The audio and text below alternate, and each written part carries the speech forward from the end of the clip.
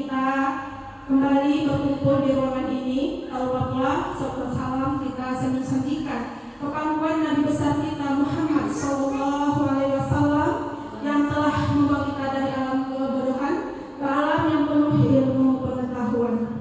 Terima kasih kepada rekan-rekan guru semua yang telah hadir di ruangan ini. Di sini saya tidak menggurui, tapi saya ingin mengimbaskan apa yang sudah saya dapat di pendidikan guru pendidikan.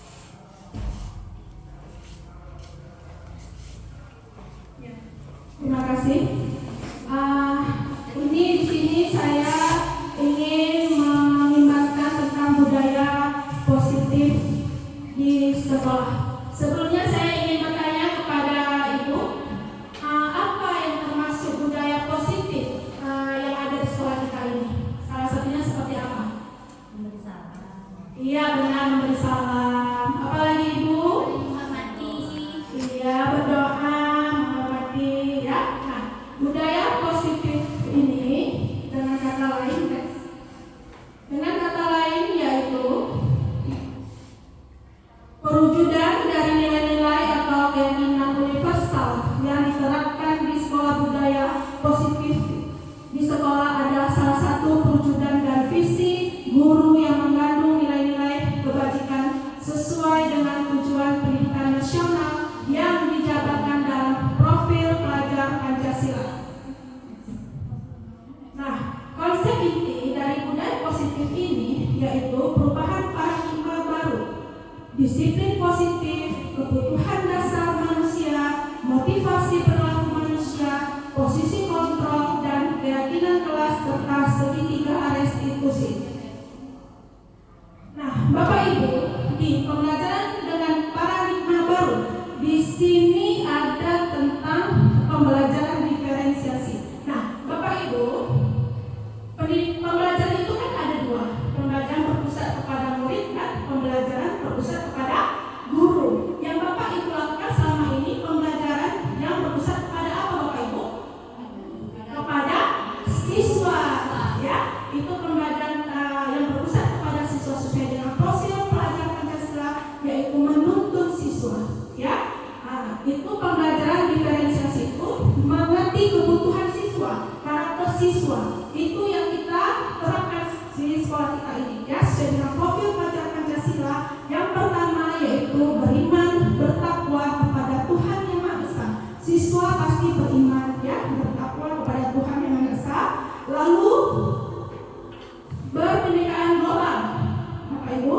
Lalu tentang bergotong royong. Yang dimaksud bergotong royong sini bukan bergotong royong kita seperti biasa mengusik-usik, tapi bergotong royong berkolaborasi untuk meningkatkan pembelajaran siswa. Selanjutnya siswa berpikir kreatif, ya, bernalar kritis dan mandiri. Nah, di sini Bapak Ibu ada miskonsepsi tentang teori kontrol. Nah, siswa tidak bisa, guru mengontrol murid itu tidak bisa, ya Bapak Ibu, ya. Misal ada murid, nah jangan melakukan seperti itu. Kedepannya dia tidak melakukan seperti itu kalau ada kita. Besoknya kalau kita sudah tidak ada, dia pasti mengulang perbuatannya. Itu tidak bisa kita kontrol, ya Bapak Ibu, ya. Selanjutnya ilustrasi kritik dan membuat rasa bersalah, mampu mengeluarkan karakter. Apa bisa kita membuat bersalah siswa itu mampu mengeluarkan karakter siswa? Belum kan? Belum tentu, Bapak Ibu. Nah, selanjutnya ilusi bahwa orang dewasa berhak memaksa. Nah, seperti contoh, misal kita ini guru, kita masuk jam 7.30. Kalau ada bapak kepala sekolah, pasti kita tepat waktu masuk jam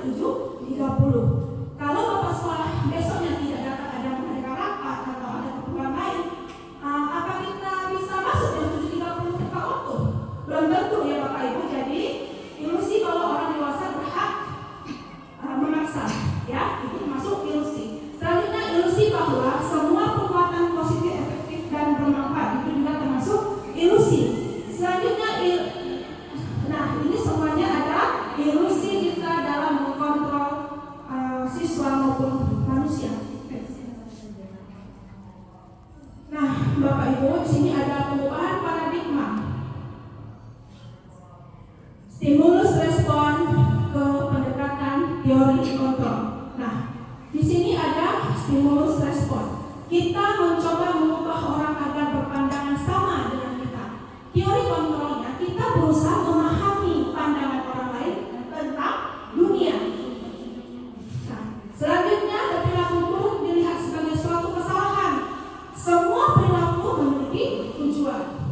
Selanjutnya, orang lain bisa mengontrol saya. Hanya Anda yang bisa mengontrol diri Anda sendiri. Ya. Selanjutnya, pemaksaan Anda pada saat bujukan gagal. Kolaborasi dan konsensus menciptakan pilihan-pilihan baru. Model berpikir menang atau kalah. Model berpikir menang. Nah, di sini Bapak Ibu, disiplin positif, ya. Disiplin positif itu berasal dari kata disiplina, yang artinya belajar. Disiplin mengacu pada disiplin diri yang memiliki tanggung jawab tentang apa yang dilakukan berdasarkan nilai-nilai yang diyakini. Disiplin positif merupakan salah satu cara penerapan disiplin yang bertujuan untuk menumbuhkan kesadaran serta memberdayakan peserta didik tanpa imbalan penghargaan atau reward, ancaman atau hukuman. Sebagai pendidik, tujuan kita adalah menciptakan peserta didik yang memiliki disiplin diri sehingga mereka berperilaku mengacu kepada nilai-nilai kebajikan universal dan memiliki motivasi intrinsik dalam perubahan perilaku ke arah yang lebih baik. Nah, inilah nilai-nilai kebajikan yang tentang siswa, yaitu menurut profil pelajar Pancasila. Ya, ada beriman dan bertakwa kepada Tuhan Yang Esa, berkebinekaan global, bergotong royong, kreatif, bernalar kritis dan mandiri.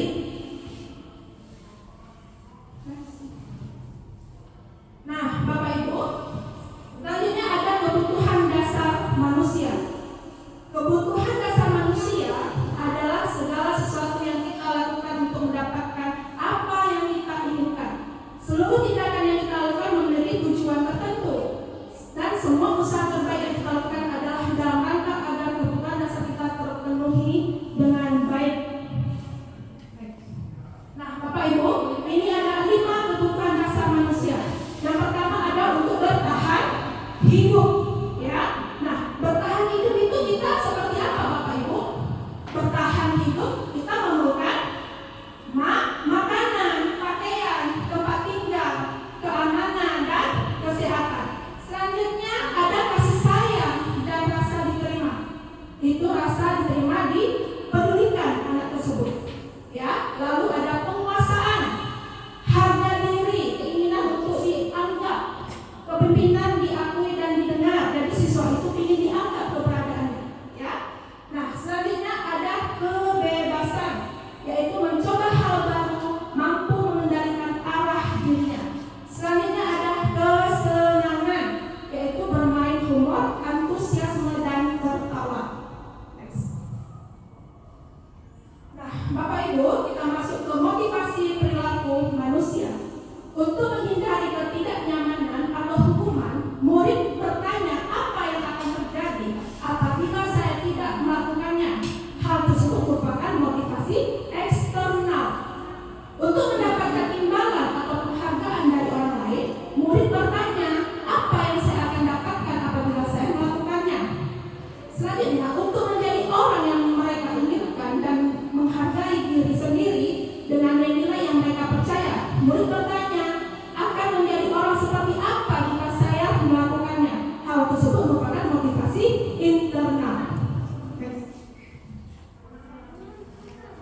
Nah, jadi yang dimaksud dengan motivasi di sini adalah dorongan yang timbul pada diri seseorang secara sadar atau tidak sadar untuk melakukan suatu tindakan untuk tujuan tertentu. Motivasi eksternal, murid melakukan kedisiplinan dikarenakan takut menghindar dari hukuman atau pengharapan akan bentuk penghargaan. Kalau motivasi internal, murid melakukan kedisiplinan dikarenakan sadar akan nilai-nilai kebajikan dalam dirinya, menghargai nilai-nilai kebajikan diri sendiri. Nah, di sini ada tindak terencana hukuman itu ya, tidak terencana atau tiba-tiba. Murid tidak tahu apa yang terjadi berupa hukuman fisik dan psikis. Jadi hukuman itu ada psikis dan fisik, ya Bapak Ibu. Jadi kalau kita berbicara dengan kata-kata yang tidak kasar, itu akan mengganggu psikisnya siswa tersebut. Dan fisiknya itu kalau kita melakukan ringan tangan pada siswa, ya. Nah, lalu terencana disepakati sesuai peraturan. Murid tetap dibuat tidak nyaman. 3. Sikap guru selalu memonitor murid. Selanjutnya, proses menciptakan kondisi bagi murid untuk memperbaiki kesalahan. Dan nomor 2, proses kolaborasi yang mengajarkan murid untuk mencari solusi sendiri. Nah, ini adalah 5 posisi kontrol, yaitu sebagai penghukum, ya, pemantau, pembuat rasa bersalah, teman, dan manajer. Contoh penerapan 5 posisi kontrol guru, yaitu pada kasus siswa tidak memakai atribut lengkap saat upacara bendera. Hormat bendera selama 1 jam itu adalah termasuk hukum, Bapak Ibu, ya. Nah, selanjutnya berapa kali Ibu Bapak harus memberitahu kamu selalu saja menunjukkan Bapak Ibu itu termasuk membuat merasa bersalah. Ya, next. Selanjutnya, ayo dong ikuti aturan sekolah. Tolong bantu Ibu, Bapak ya sekali ini aja. Ya sudah, tidak apa-apa. Lain kali jangan sampai berbuat seperti ini lagi ya. Itu termasuk kontrol teman. Lalu, kamu sudah melanggar peraturan sekolah. Kamu tahu konsekuensinya. Setelah upacara kamu beli atributnya di koperasi dan jangan diulangi lagi. Itu adalah pemantau. Next. Selanjutnya, apakah kamu tahu kesalahanmu? Kira-kira bagaimana kamu memperbaiki kesalahanmu? Itu termasuk manajer. Jadi Bapak Ibu, kita sebagai guru harus memposisikan diri kita sebagai manajer kepada siswa, ya. Nah, Bapak Ibu, ini adalah salah satu pertanyaan ya. Untuk Bapak Ibu jawab ya, sesuai dengan pengetahuan Bapak Ibu. Posisi kontrol apakah ini? Patuhi aturan saya. Awas, ada yang bisa jawab? Iya, Rosa. Posisi kontrol apa? Hukuman. Iya, hukuman, betul sekali. Ya, terima kasih. Tepuk tangan Bapak Ibu. Ya, selanjutnya. Posisi kontrol apakah ini? Gimana coba kalau orang tua kamu tahu kamu berbuat salah begini? Ada yang bisa jawab? Iya, Ibu Linda Melisa. Iya, Ibu yang bisa? Iya, benar sekali. Membuat rasa bersalah. Ya, dari kata-kata ini kita sudah tahu bahwasanya guru membuat rasa bersalah siswa. Ya, selanjutnya. Nah, selanjutnya posisi kontrol apakah ini? Ya sudah, kali ini tidak apa-apa. Nanti Bapak bantu bereskan. Ada yang bisa menjawab Ibu, Bapak? Teman. Ada yang bisa? Teman. Ya, teman, benar sekali ya Ibu ya. Terima kasih. Ya, selanjutnya. Ya, sanksi atau konsekuensinya apa? Apa ini? Termasuk posisi kontrol pemantau, ya. Nah, selanjutnya, apa rencana kamu untuk memperbaiki hal ini? Manajer, benar sekali. Terima kasih Ibu. Ya, selanjutnya. Nah, jadi ini perbedaan hukuman dan konsekuensi. Kalau hukuman, sesuatu yang menyakitkan harus terjadi. Konsekuensinya, sesuatu harus terjadi. Beda kata-katanya ya, Bapak Ibu ya. Selanjutnya, membuat anak sakit fisik maupun hatinya untuk jangka waktu lama.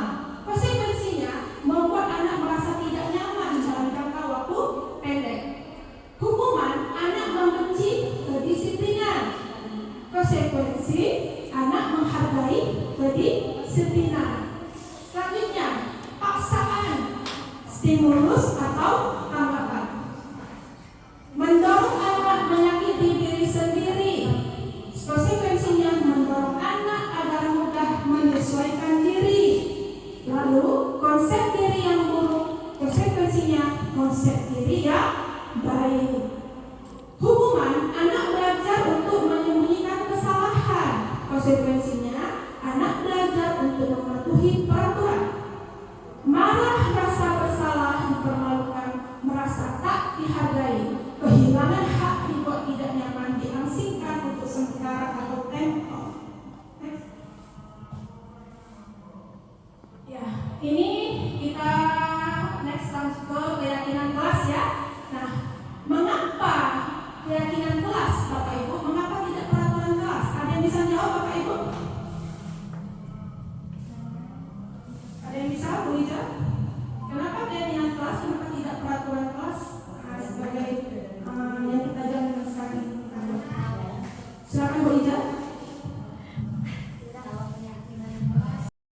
Bu Ija, ada yang bisa dijawab, Bu Ija? Baik, kalau peraturan itu sesuatu yang harus kita patuhi, siswa yang patuhi.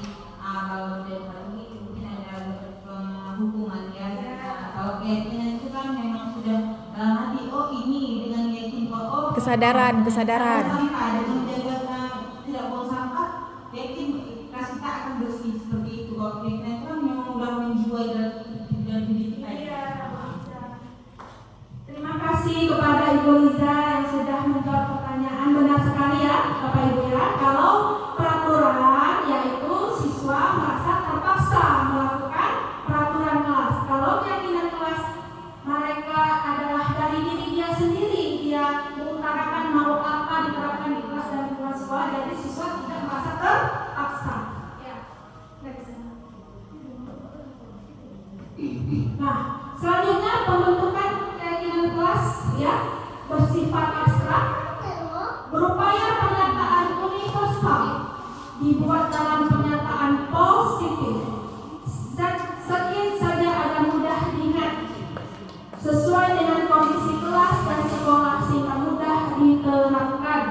Semua warga sekolah dan warga kelas dilibatkan saat membuat keyakinan kelas.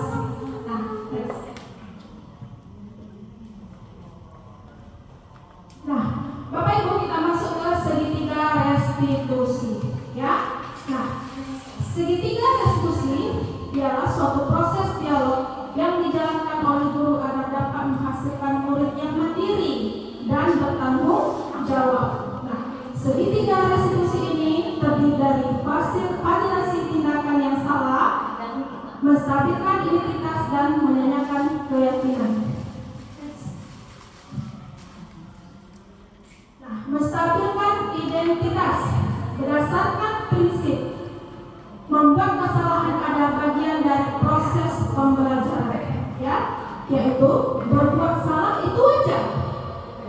Selanjutnya, tidak ada manusia yang sempurna. Ibu bapak juga pernah melakukan kesalahan. Ibu bapak tidak tahu mencari siapa yang bersalah, tapi bapak ingin mencari solusi dari permasalahan ini. Kamu berhak merasa begitu. Itulah kata-kata tentang menstabilkan identitas. Selanjutnya ada validasi tindakan yang salah, ya, berdasarkan prinsip setiap perilaku berupaya memenuhi suatu kebutuhan. Kata-katanya seperti kamu pasti punya alasan kenapa melakukan hal itu, ya. Selanjutnya, padahal kamu bisa melakukan yang buruk dari ini, ya. Kamu patut bangga karena telah memiliki sesuatu yang penting buatmu. Kamu melakukannya karena mempertahankan sesuatu yang penting bagimu. Menanyakan keyakinan, ya, berdasarkan prinsip teori kontrol bahwa pada dasarnya kita termotivasi secara intrinsik, ya. Kata-katanya yang dapat kita utarakan yaitu apa keyakinan kelas kita yang telah kita buat tadi, ya, kita bicarakan nilai-nilai apa yang sudah Seperti apa gambaran sebuah kelas yang ideal menurut kamu? Selanjutnya, kamu ingin menjadi orang yang seperti apa? Ya. Nah, inilah contoh Bapak Ibu penerapan segitiga restitusi yang saya buat di sekolah ya. Ini yang pertama adalah siswa Gali yang terlambat datang ke sekolah, dan yang kedua siswa Yasmin yang tidak membuat tugas sekolah. Nah, Bapak Ibu, dalam menerapkan disiplin positif, hendaknya guru memiliki standar kepribadian, ya, profesional dan solusi yang baik, di mana guru mampu merefleksi dirinya dalam posisi kontrol saat ini. Bagaimana perjalanan dirinya sebagai manajer yang menuntun murid-muridnya menjadi insan yang mandiri, merdeka, dan bertanggung jawab. Ya, Bapak Ibu. Nah, jadi itulah pemaparan saya, pengimbasan tentang budaya positif yang telah saya dapat di pendidikan guru penggerak angkatan 9, Bapak Ibu. Bila kurang jelas boleh bertanya, Bapak Ibu. Terima kasih. Ada yang mau bertanya? Boleh. Ya. Saya berdiri ya. Ya, boleh. Assalamualaikum warahmatullahi wabarakatuh. Waalaikumsalam warahmatullahi wabarakatuh. Baik, Ibu, saya hanya ingin bertanya sedikit. Di sini kan kita lagi membahas tentang budaya positif. Jadi ingin saya tanyakan, mengapa budaya positif itu penting? Hanya itu aja. Apakah penting bagi kita? Ya, sekian. Terima kasih. Assalamualaikum warahmatullahi wabarakatuh. Waalaikumsalam warahmatullahi wabarakatuh. Ya, budaya itu penting ya kita ciptakan di sekolah kita. Ya, budaya itu bukan berarti kita seperti bergotong royong atau berkolaborasi di sekolah kita. Ya, itu adalah bentuk menciptakan kita tetap kompak. Ya, Bapak Ibu ya. Jadi kolaborasi itu sangat penting di sekolah kita. Seperti itu. Ada lagi Bapak Ibu yang ingin bertanya? Tidak ada? Ya, baik. Terima kasih sudah jelas pemaparan saya ya Bapak Ibu ya. Saya akhiri. Wabillahi taufiq wal hidayah. Wassalamualaikum warahmatullahi wabarakatuh. Waalaikumsalam warahmatullahi wabarakatuh.